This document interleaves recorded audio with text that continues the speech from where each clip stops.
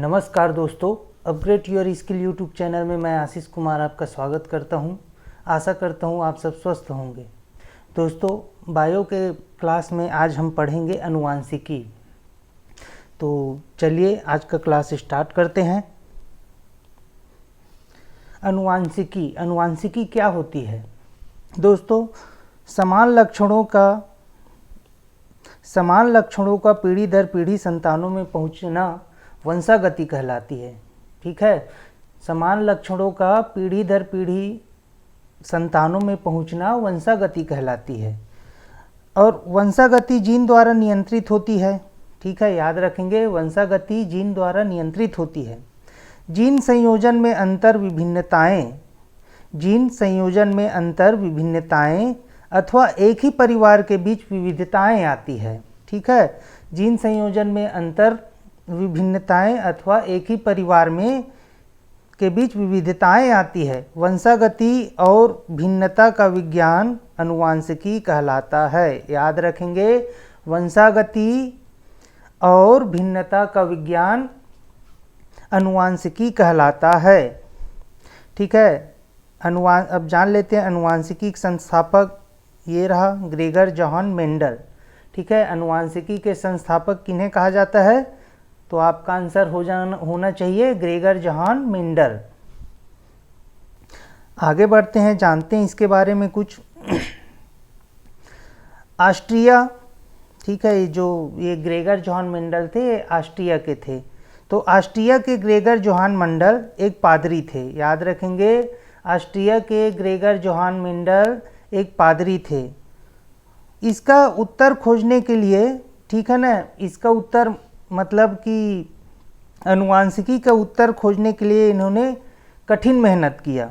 इन्होंने मटर के कुछ, ये मोस्ट इम्पॉर्टेंट है, मटर के कुछ पौधे चुने। मतलब प्रश्न ये सीधा बनता है कि ग्रेगर जॉन मेंडल ने अनुवांशिकी का सिद्धांत कौन से पौधे से प्रतिपादित किया? तो आपका आंसर होना चाहिए मटर के पौधे से। ये अधिकतर एग्जाम में पूछा भी गया है।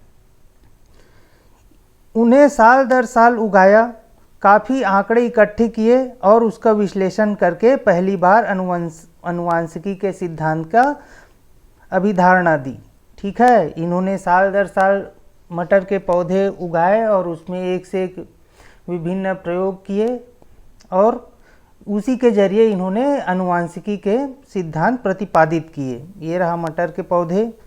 चलिए जान लेते हैं इनके क्या क्या सिद्धांत थे।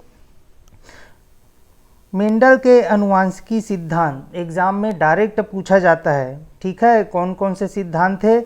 ये तो डायरेक्ट प्रश्न बनता है, कौन कौन से सिद्धांत थे? तो पहला था प्रभाविकता का सिद्धांत, दूसरा था पृथक्करण का सिद्धांत और तीसरा था स्वतंत्र अपव्यूहन का सिद्धांत। याद रखेंगे, पहला प्रभाविकता का सिद्धांत, फिर दूसरा था पृथक्करण का सिद्धांत और तीसरा था स्वतंत्र अपव्यूहन का सिद्धांत। अब बारी बारी से इनके लक्षणों को जान लेते हैं। पहला था प्रभाविकता का सिद्धांत। इसके अंतर्गत मेंडल ने एक जोड़े विपरीत लक्षणों को ध्यान में रखकर क्रॉस कराया। ठीक है, तो प्रथम पीढ़ी में उपस्थित होने वाला लक्षण प्रभावी रहा। उदाहरण स्वरूप, जब मटर के लंबे पौधे से बौने पौधे का क्रॉस कराया गया तो प्रथम पीढ़ी में केवल लंबे पौधे उगे। जब इन्होंने दो विभिन्न लक्षणों वाले एक लंबा पौधा और एक बौना पौधा, इन दोनों का क्रॉस कराया तो फर्स्ट टाइम जो पौधे उगे वो लंबे पौधे थे। इनके नियमों अनुसार लंबा प्रभावी रहा और बौना अप्रभावी रहा। याद रखेंगे, पहला नियम था प्रभाविकता के नियम। इनके फर्स्ट नियम के अनुसार लंबा प्रभावी रहा और बौना अप्रभावी रहा। अब चलते हैं इनके पृथक्करण के नियम, ये जान लेते हैं ये क्या था। तो मेंडल के पृथक्करण का नियम, इस नियम के अनुसार युग्मकों के निर्माण के समय कारकों मीन्स जीन, ठीक है, के जोड़े के कारक अलग अलग हो जाते हैं और इससे केवल एक ही कारक युग्मक में पहुंचता है। दोनों कारक एक साथ युग्मक में कभी नहीं जाते। इस नियम को युग्मकों की शुद्धता का नियम भी कहा जाता है। ठीक है, तो किस नियम को युग्मकों का शुद्धता का नियम कहा जाता है? तो आपका आंसर होना चाहिए मेंडल का पृथक्करण का नियम। ठीक है, एक क्वेश्चन ऐसी बनता है और इन्हीं सब से ही क्वेश्चन लिया जाता है। ठीक है, जैसे जब मटर के लंबे पौधे का बौने पौधे से क्रॉस कराया जाता है तो F1 पीढ़ी में केवल लंबे पौधे उगते हैं, ऊपर बताया। लेकिन पुनः जब इसी पीढ़ी में पुष्पों में, ठीक है, इस समय पुष्पों में स्वपरागण कराया जाता है तो FT पीढ़ी में दोनों प्रकार के होते हैं। ठीक है, जब दूसरे बार उसके पुष्पों में स्वपरागण कराया गया मटर के पौधों के पुष्पों में, तो इस समय लंबे पौधे और बौने पौधे दोनों उगे, लेकिन लंबे पौधे 3 थे और उसके अनुपात में बौने पौधे 1 थे। याद रखेंगे, सेकेंड टाइम में जब पुष्पों का स्वपरागण कराया गया तो लंबे पौधे 3 थे, उसकी अपेक्षा बौने पौधे 1 थे। ठीक है, तो कई बार ये अनुपात ही पूछ देते हैं, तो ये सब याद रखेंगे। चलिए आगे बढ़ते हैं मेंडल के तीसरे नियम की तरफ। तीसरा नियम था स्वतंत्र अपव्यूहन का नियम। ठीक है, इस नियम के अनुसार कारकों के विभिन्न जोड़े जो किसी जीव में पाए जाते हैं एक दूसरे के प्रति स्वतंत्र होते हैं, स्वतंत्रता पूर्वक मिश्रित होकर नए रंग रूप के जीव बना सकते हैं। ठीक है, इस नियम के अनुसार कारकों के विभिन्न जोड़े जो किसी जीव में पाए जाते हैं एक दूसरे के प्रति स्वतंत्र रहते हैं और स्वतंत्रता पूर्वक मिश्रित होकर नए रंग रूप के जीव बना सकते हैं। तो ये थी मेंडल की आनुवांशिकता का सिद्धांत। आगे बढ़ते हैं। और दोस्तों, उनके इस सिद्धांत को उनके मृत्यु के 18 वर्ष बाद प्रमाणीकरण हुआ। ठीक है, क्या ऐसे कैसे संघर्ष करना पड़ता है आप समझ सकते हैं। कोई वैज्ञानिक आए जिन्होंने अपने निष्कर्षण द्वारा ये बताया कि मेंडल के आनुवांशिकता का नियम सही है। उनमें से एक थे ये सटन।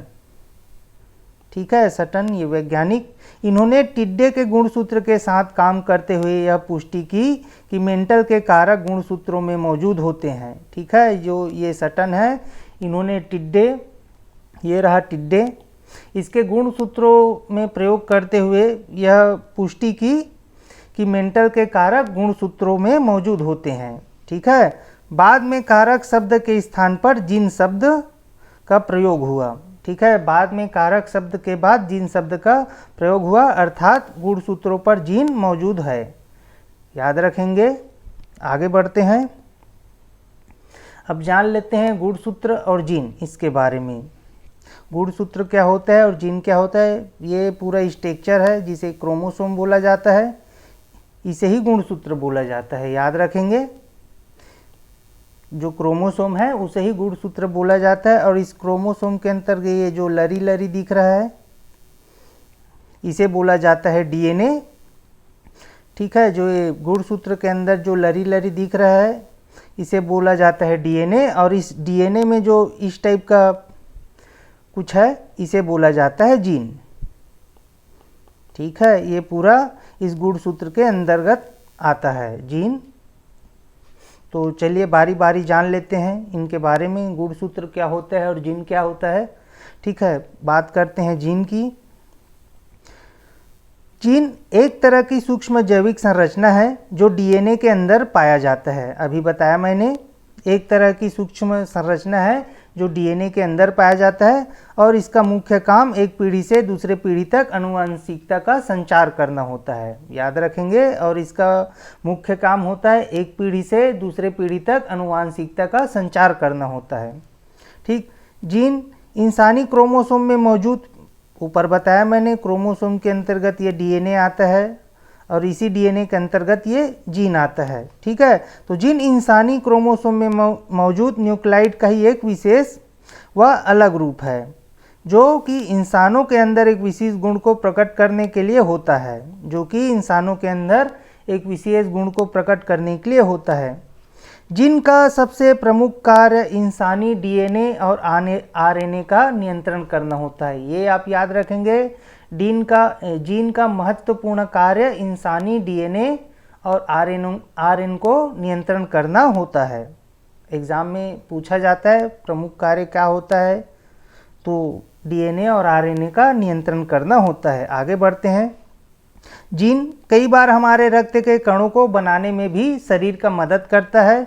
ग्लोबिन नामक जीन शरीर के अंदर हीमोग्लोबिन बनाने में मदद करता है। याद रखेंगे, ग्लोबिन नाम का जीन शरीर के अंदर हीमोग्लोबिन बनाने में मदद करता है। ठीक है, जीन के तौर पर हर एक इंसान 99% एक समान हो ही है। ठीक है, जीन के तौर पर हर एक इंसान 99% एक समान ही है। फिर भी इस दुनिया में जाति धर्म के नाम से लोग आपस में लड़ते हैं, जबकि पढ़े लिखे लोग हैं, उनको मालूम है जीन के अनुसार 99% मानव एक समान ही है। ठीक है, अब क्या कर सकते हैं, लड़ते हैं। तो आगे बढ़ते हैं। दुनिया में ऑक्टोपस ही केवल एकमात्र जीव है जो अपने हिसाब से अपने जीन को बदल सकता है। ठीक है, ऑक्टोपस अपने हिसाब से खुद अपने जीन को बदल सकते हैं। आगे बढ़ते हैं। हाथियों को कैंसर से बचाता है ज़ोंबी जीन। ठीक है, इसमें अच्छे से रिसर्च किया जाए यदि, तो कैंसर का अच्छा इलाज मिल सकता है। जो हाथियों में पाया जाता है ज़ोंबी जीन, जिसके चलते हाथियों में कैंसर नहीं होता। आगे बढ़ते हैं। अब बात कर लेते हैं गुणसूत्र की। ऊपर हमने पढ़ा जीन, गुणसूत्र अर्थात क्रोमोसोम को ही गुणसूत्र बोला जाता है। ये रहा स्ट्रक्चर। ठीक है, स्तनधारियों की लाल रुधिर कोशिकाओं को छोड़कर, याद रखेंगे, स्तनधारियों की लाल रुधिर कोशिकाओं को छोड़कर हर कोशिका के नाभिक में गुणसूत्र की एक निश्चित संख्या है। ठीक है, स्तनधारियों की लाल रुधिर कोशिकाओं को छोड़कर हर कोशिकाओं के नाभिक में गुणसूत्र की एक निश्चित संख्या है। सुकेंद्रकी जीवों की सभी कोशिकाओं के गुणसूत्रों में निम्नलिखित विशेषताएं पाई जाती है। चलिए जानते हैं क्या क्या विशेषताएं पाई जाती है गुणसूत्र में। ठीक है, वे जोड़े में मौजूद होते हैं, एक पिता से व दूसरा माता से मिलता है। आगे जानेंगे इसके बारे में अच्छे से। गुणसूत्र जोड़े में मौजूद होते हैं, जो कि एक माता से मिलता है और एक पिता से मिलता है। ध्यान देंगे, गुणसूत्र कोशिका विभाजन के दौरान ही देखे जा सकते हैं। मोस्ट इम्पॉर्टेंट, गुणसूत्र कोशिका विभाजन के दौरान ही देखे जा सकते हैं। विभाजन के अतिरिक्त कोशिका के नाभिक में यह क्रोमेटिन जाल के रूप में दिखाई देता है। यदि विभाजन से पूर्व देखना है तो यह कोशिका के नाभिक में क्रोमेटिन जाल के रूप में दिखाई देता है। आगे बढ़ते हैं। गुणसूत्र जोड़े एक निश्चित संख्या में मौजूद हैं। ठीक है, गुणसूत्र जोड़े एक निश्चित संख्या में मौजूद है।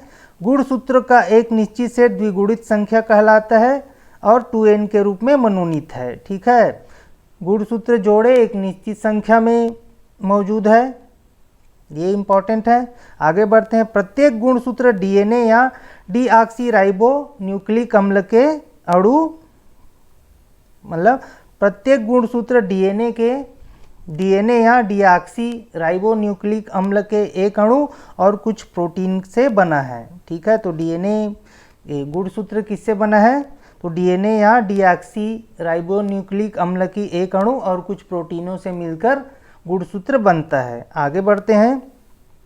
कोशिका विभाजन से पहले गुणसूत्र के डीएनए अणु, ठीक है, कोशिका विभाजन से पहले गुणसूत्र के डीएनए अणु के द्वारा डीएनए के दो अणु, ठीक है, कोशिका विभाजन से पहले गुणसूत्र के डीएनए अणु के द्वारा डीएनए के दो अणु, जिन्हें क्रोमेटिड कहते हैं, बनता है। ठीक है, कोशिका विभाजन से पहले गुणसूत्र के डीएनए अणु के द्वारा डीएनए के दो अणु, जिसे क्रोमेटिड कहते हैं, वो बनता है।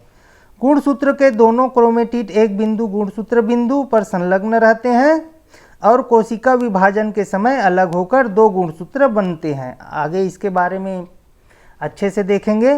बैक्टीरिया में, ठीक है, जीवाणु में केवल एक ही गुणसूत्र मौजूद है, क्योंकि वहाँ कोई निश्चित नाभिक नहीं है। जीवाणुओं में केवल एक ही गुणसूत्र मौजूद रहता है, क्योंकि उसके नाभिक में,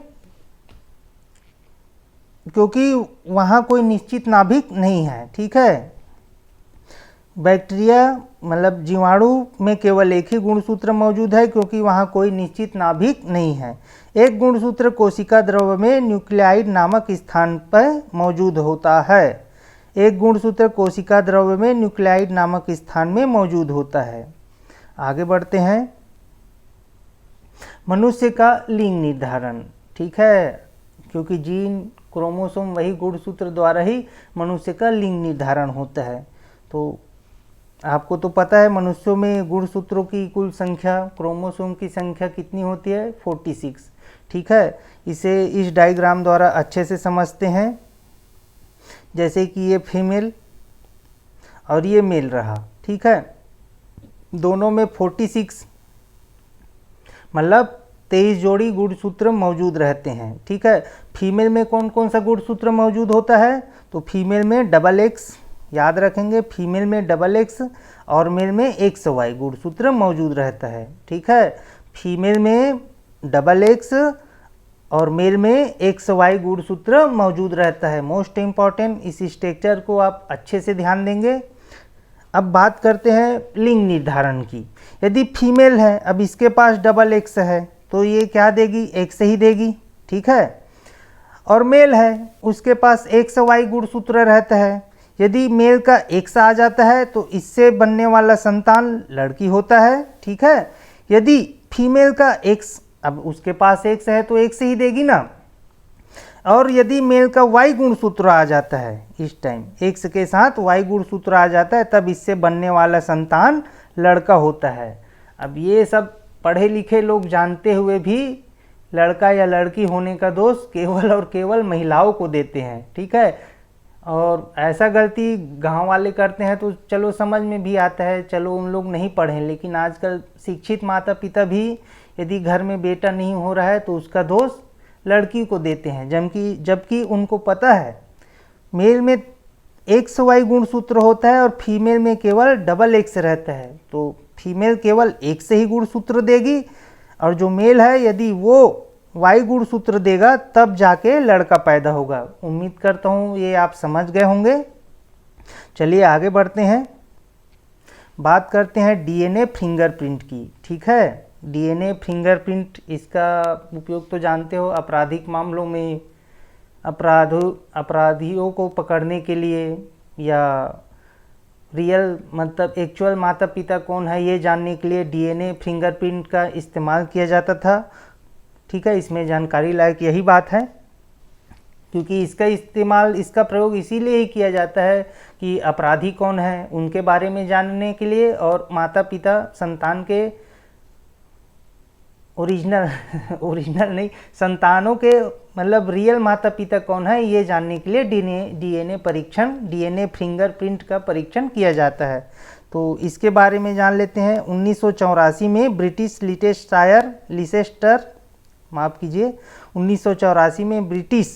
लिसेस्टर विश्वविद्यालय के सर एलेक जेफ्रेज, ठीक है, यही एग्जाम में पूछा जाता है डीएनए फिंगरप्रिंट का विकास किसने किया, तो इसमें यही इंपॉर्टेंट है। 1984 में ब्रिटिश लिसेस्टर विश्वविद्यालय के वैज्ञानिक सर एलेक जेफ्रेज ने इसका विकास किया, ठीक है। इस पद्धति में किसी व्यक्ति के जैविक अंशों रुधिर, बाल, लार, वीर्य या दूसरे कोशिकीय स्तनों के सहारे उनके डीएनए की पहचान की जाती है।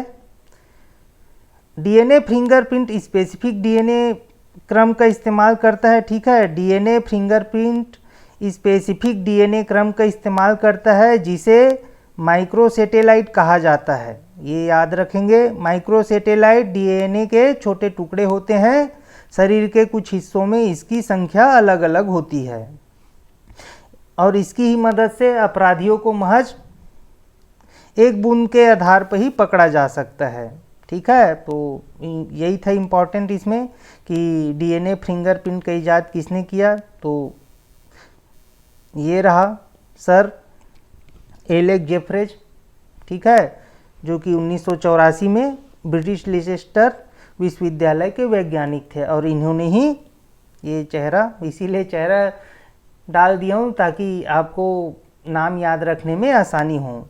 सर एलेक जेफ्रेज ने डीएनए फिंगरप्रिंट का विकास किया।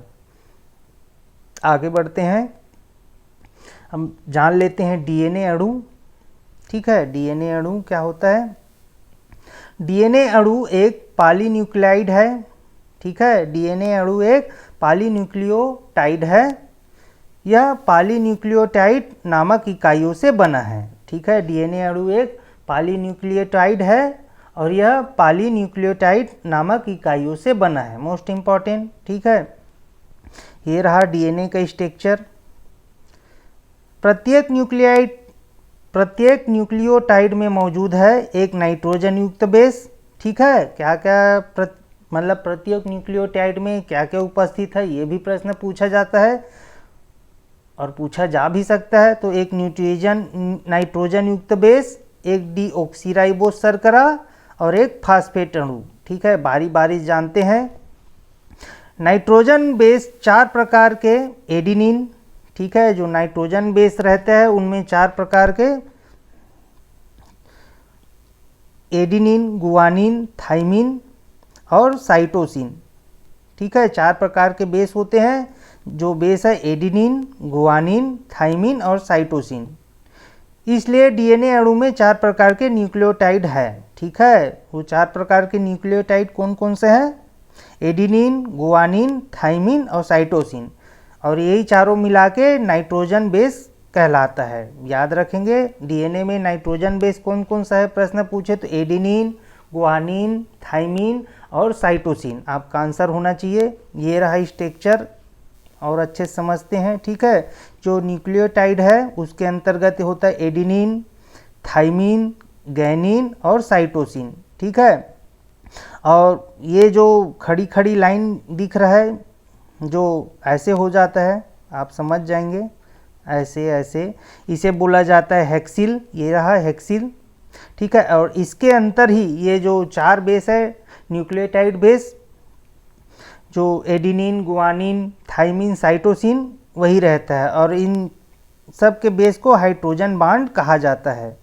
तो ये रहा, यही है स्ट्रक्चर, और इसे बोला जाता है हेक्सिल। और ये हेक्सिल रहता है 2 लहरियों का, ये एक लहरी ये रहा और दूसरा लहरी ये रहा, और इन दोनों को मिला के बोला जाता है शुगर फास्फेट बैकबोन। याद रखेंगे, शुगर फास्फेट बैकबोन का बना रहता है ये हेक्सिल, और इसके ही अंतर्गत न्यूक्लियोटाइड नामक जो 4 बेस हमने पढ़ा, एडिनिन, थाइमिन, गैनिन, साइटोसिन, वही रहता है। तो इस स्ट्रक्चर से आप समझ सकते हैं। चलिए आगे बढ़ते हैं।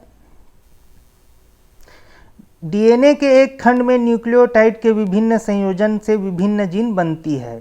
ठीक है, शारीरिक संरचना में डीएनए के एक अणु में पॉलीन्यूक्लियोटाइड के 2 स्ट्रैंड अथवा 2 तंतु कुंडलित होकर डबल हेक्सिल बनाते हैं। ठीक है, ये बताया मैंने, डबल हेक्सिल, जिसे हेक्सिल को बोला जाता है सुपर फास्फेट बैकबोन। ठीक है, याद रखेंगे। अब जान लेते हैं डीएनए की प्रकृति। डीएनए की प्रकृति क्या होती है?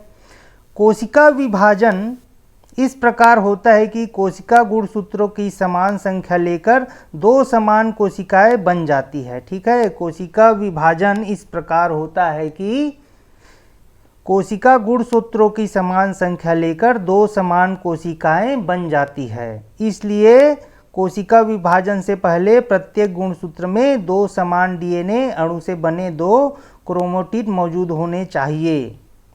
यह डीएनए प्रतिकृति की प्रक्रिया के माध्यम से संपादित होता है। डीएनए प्रतिकृति के मुख्य चरण निम्न है। ठीक है, डीएनए प्रतिकृति के मुख्य चरण निम्न है। अब इसे भी जान लेते हैं। ठीक है, अब आपको ऊपर बताया है डीएनए मौजूद होता है क्रोमोसोम में, ये क्रोमोसोम, इसके ही अंदर सबसे पहले बताया था गुणसूत्र के बारे में, उसके अंदर ये इस टाइप से लरी लरी रहता है जो होता है डीएनए, और डीएनए के अंदर ही जीन रहता है, ये मैंने ऊपर समझाया था। तो अभी डीएनए की प्रतिकृति समझ लेते हैं। डीएनए अणु की दोनों स्ट्रैंड कुछ एंजाइम की मदद से अलग होकर 2 स्ट्रैंड में अनावरित हो जाते हैं। ठीक है, तो वो एंजाइम है डीएनए पॉलीमेरेज एंजाइम की सहायता से एक नया संतति स्ट्रैंड बनता है, जो जनक डीएनए अणु के एक स्ट्रैंड के साथ मिलकर डबल हेक्सिल बना सकता है। अतः डीएनए के 2 अणु जिसमें प्रत्येक में एक जनक स्ट्रैंड और एक नया संतति स्ट्रैंड बनता है। ठीक है, इसे इस स्ट्रक्चर से समझते हैं। ये रहा क्रोमोसोम और इसके ही अंदर ये रहता है ये डीएनए। ठीक है, ये हेक्सिल है। तो हेक्सिल में 2 पट्टी रहता है, एक पट्टी ये रहा जो अलग जा रहा है और दूसरा पट्टी ये रहा, ठीक है। और ये पॉलीमेरस एंजाइम के द्वारा एक दूसरा गुणसूत्र बनाते हैं, ठीक है। पॉलीमर्स एंजाइम द्वारा एक दूसरा गुणसूत्र बनाता है। ऐसी क्रोमोसोम एक दूसरा क्रोमोसोम बनाता है। तो किस एंजाइम के जरिए बनाता है? तो आपका आंसर होना चाहिए पॉलीमर्स एंजाइम, ठीक है।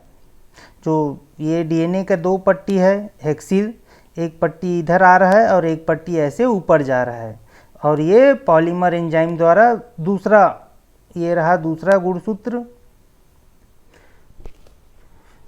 गुणसूत्र का निर्माण कर रहा है।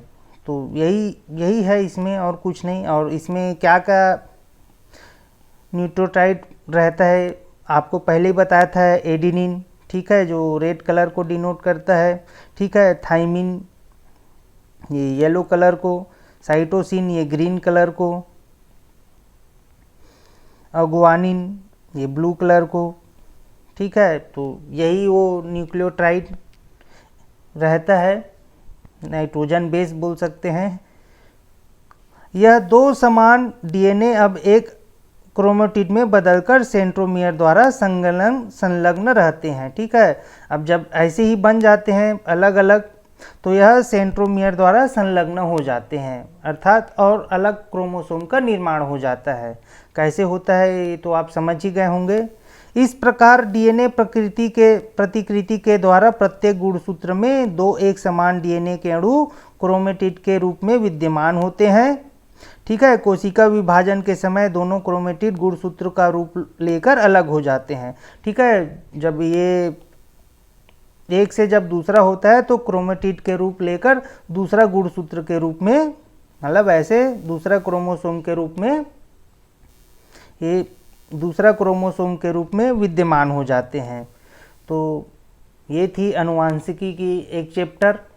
इसके अंतर्गत अब हम अगला चैप्टर पढ़ेंगे रक्त समूह, ठीक है। तो आपको उम्मीद करता हूँ ये टॉपिक अच्छा लगेगी, और यदि आपको ये टॉपिक अच्छा लगे तो कृपया चैनल को लाइक और सब्सक्राइब कर दीजिएगा, क्योंकि आपकी लाइक और सब्सक्राइब की हमें बहुत ज़रूरत है। धन्यवाद।